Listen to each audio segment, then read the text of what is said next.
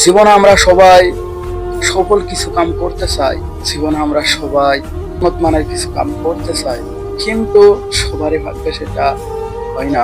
আমরা সবাই ভাগ্যেরই দোষ দেই, কিন্তু আমরা যে সফল উদ্যোগী এবং সফল প্রতিষ্ঠিতা হওয়ার জন্য যেগুলো কাম করতে হয় সেগুলো কাম করতেই জানি না। আমরা কি জাভেদ করিমের কথা শুনেছি কখনো? আমরা কি জাভেদ করিমের কখনো অবদান করেছিলাম? কখনো করিনি।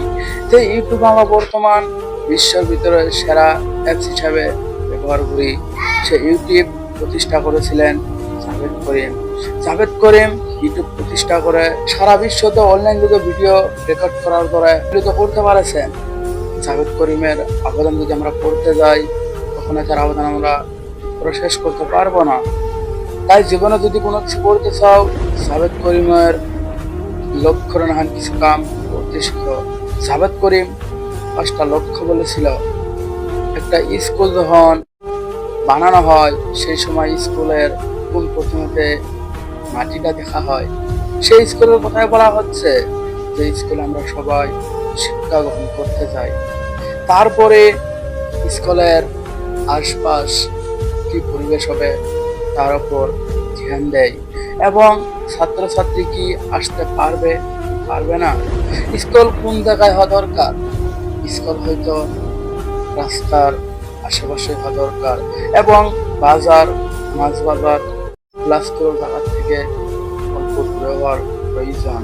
এর দ্বারা আমরা কি শিখতে পারলাম জানো?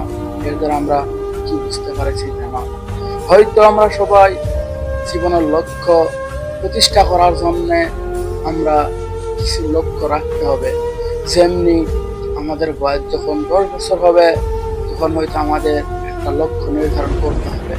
তারপর সেই লক্ষ্যটা আমরা কেমনে ভাবে এগিয়ে যাব, সেই লক্ষ্যতে আমরা কেমনে ভাবে পরিণত হব সেটার উপর ধ্যান দেওয়ার প্রয়োজন। যেমনি স্কুলের কোন প্রথমতে মাটিটার প্রয়োজন হয়, ঠিক তেমনি তোমার জীবনে সফলতা অর্জন করতে হলে কোন প্রথমতে তোমার লক্ষ্য নির্ধারণ করতে হবে। তুমি কি করবে এবং তুমি কি করবে না সেটা ভাবতে হবে। তুমি যদি কোনো কিছু নাই ভাবো, তুমি যদি কোনো কিছু মাইন্ডে নাই নাও, তুমি কেমনে করে সফলতা অর্জন করতে পারবে? তাই জীবনে অনেক কাম হবে, আমরা বলি ভাগ্যের দোষ, কখনোই নয়, ভাগ্যের দোষ কখনোই হয় না। আমরা সবাই ভাগ্যকে ডুবতে রাখি, এটা সম্পূর্ণ। সফলতা অর্জন করতে চান নাকি? আপনি কি জীবনত একজন ভালো মানুষ হতে চান নাকি? তাহলে আপনার লক্ষ্যটা হতে হবে কম্পিউটারের ধরে, আপনার লক্ষ্যটা হতে হবে দ্রুত গতির ধরে, আপনার লক্ষ্যটা হতে হবে একজন ভালো বৈজ্ঞানিক ধরে।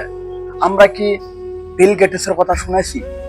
যে বিল গেটস মাইক্রোফোন আবিষ্কার করেছিলেন? আমরা কি চার্লস বেবেজ নামের ইংরেজ বিজ্ঞানীর কথা শুনেছি যে কম্পিউটার আবিষ্কার করেছিলেন?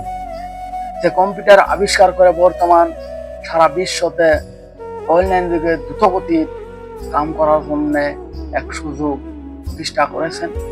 আমরা তো সেগুলো কথা কখনোই ভাবি নাই, আমরা তো সেগুলো কখনোই রিসার্চ করি নাই, আমরা তো সেগুলো কখনোই মাইন্ডেও আনি নাই।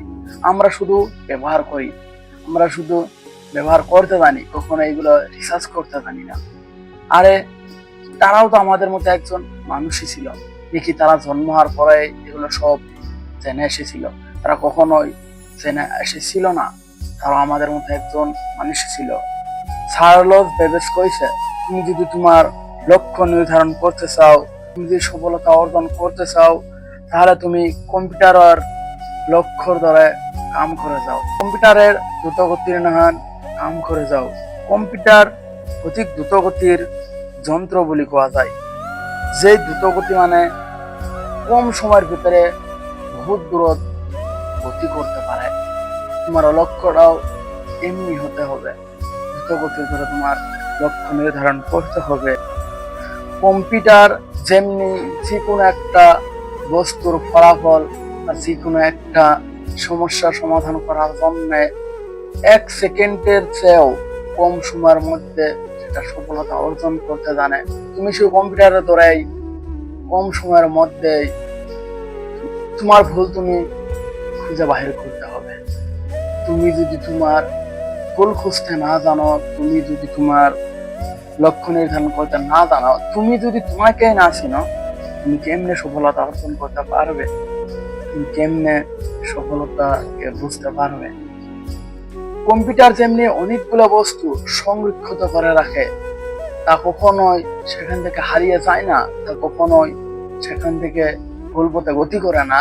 তোমার ব্রেনটাও তুমি এমনি ভাবে বানায় নাও, তোমার ব্রেনটাও তুমি এমনি ভাবে কাজে লাগায় নাও, যাতে কম্পিউটারের ধরে কখনোই কোনো বস্তু ভিতর থেকে হারিয়ে না যায়, কখনোই কোনো বস্তু ভিতর দিকে নষ্ট হয়ে না যায়, কখনোই যাতে মেমোরি নষ্ট হয়ে না যায়, কখনোই তুমি খারাপ বস্তুর দিকে আগ বাড়িয়ে না যাও। কম্পিউটার সব সময় তার লক্ষ্য নিয়ে কাম করে, সে তার কখনোই বিপরীত লক্ষ্য নিয়ে কাম করে না।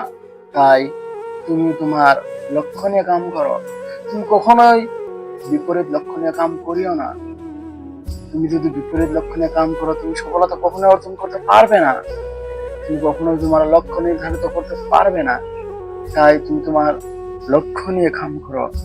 কম্পিউটার যদি একটা কাম 1000 বার করতে হয়, কম্পিউটার শুধু একবারেই করে শেষ করে দেয়। সে কখনোই সময়ের জন্য অপেক্ষা করে না, সে কখনোই বারবার করার জন্য চেষ্টা করে না। তাই তুমি তোমার মাইন্ডটাকে এমনি ভাবে সাজায় নাও, তুমি তোমার মাইন্ডটাকে এমনি ভাবে গড়িয়ে নাও, যাতে যে কোনো সমস্যা একবারেতে সমাধান করতে পারো, যে কোনো সমস্যা তুমি কম সময়ের মধ্যে সমাধান করতে পারো। সময় এমনি বরবাদ না করে যাতে তুমি সফলতা অর্জন করতে পারো।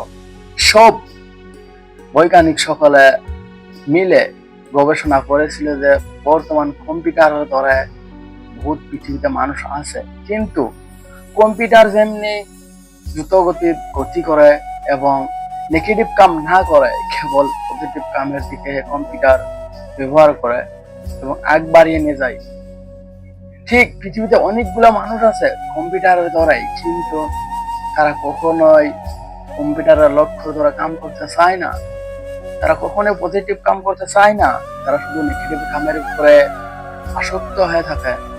তাই তুমি নেগেটিভ কাম বাদ দাও, কম্পিউটার দ্বারা কাম করতে শিখো। কম্পিউটার যেমনি কখনোই ভুল কাম করে না, ভুল গতিতে যায় না, তুমিও কখনোই ভুল কাম করো না, ভুল গতিতে যায় না। এটা আমার কথা নয়, এটা অনেক বিজ্ঞানীরা রিসার্চ করে বলেছেন। তুমি যদি তোমার সফলতা অর্জন করতে চাও, কম্পিউটারের লক্ষ্য নির্ধারণ করতে যাও, কম্পিউটারের লক্ষ্যের দ্বারাই লক্ষ্যের উপরে ধ্যান দাও, তাহলে তুমি অধিক সফলতা অর্জন করতে পারবে।